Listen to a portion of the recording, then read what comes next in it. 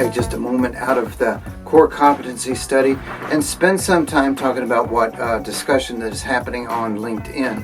That discussion begins with the idea that first, people are not returning to their work, that it's called the Great Resignation, that an unprecedented number of people are either left and never came back, or they are quitting every single day. And so that conversation started there, and then it led to, well, bad bosses. The reason that people don't want to work anymore is because the bosses are bad. And I certainly agree with both of those. People are leaving, and it is a direct result of bad bosses. But the third point I want to make is something that I haven't heard a lot of other people say, and that is that the reason we have so many bad bosses is our inability or our inattention to training those bosses to be bosses. I posted Wednesday of last week, and I said that I was a bad boss when I began. How did I become a boss? Well, what happened was my immediate supervisor quit. And then my supervisor came by and he said, well, Mark quit. And I said, oh, that's going to be tough to replace him. And he said, no, you're it. And I became the boss and the supervisor of an entire department and a number of people who I was suddenly in charge of, and I had zero training. I didn't know how to lead. I didn't know how to do evaluations. I didn't know any of that. I didn't know how to run meetings. I didn't know any of that. And I was a bad boss for a long time. And I knew it.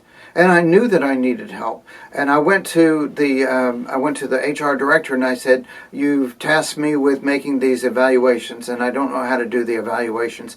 And she said, literally, just open up what we did last year, change a few things and save it back. And I don't even think that was fair. That wasn't fair to them. It wasn't fair to me that I didn't get any of that training. Now, over time, I got training. Over time, I had an opportunity. I changed jobs twice, and I ended up at a fantastic company with a fantastic top leader, and then worked with some of the best people in the country. And I just absorbed, for about 6 years, I absorbed everything I could about how to run a good organization, how to be a good leader. And not that I'm a great leader now, but I'll tell you that the difference was magic to go from where I was to where I was after some training. The fact of the matter is, if you say, well, it's because of bad bosses, then step back and say, how much training do we give to those bosses before we put them into that role? If you, for instance, if you get to become a barber, well, you have to have like 10 months of training. If you are going to be a truck driver, to get your CDL license is going to cost like $3,000 or $10,000 to get that CDL license. If you're going to become a preschool teacher, you have to have a teaching degree plus like a year of experience. It is amazing how we really look at somebody like a barber and say, gosh, you really have to be trained. We can't just put you out there.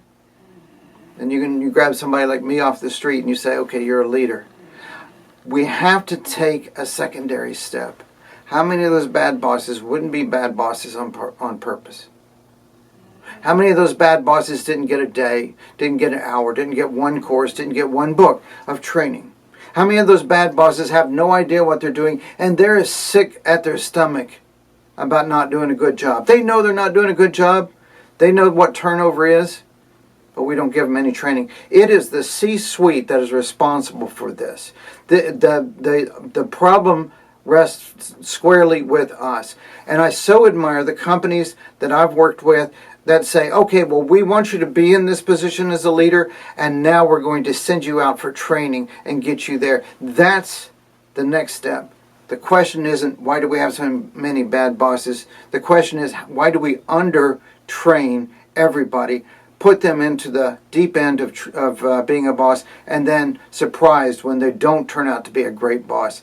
That's the missing step. If you want a great boss, first train people before you throw them in the deep end. I'd love to hear your thoughts on this. It's been a really robust discussion on LinkedIn. I'd love to hear what you have to say. Are bad bosses born bad bosses, or are they just good people that have never been trained?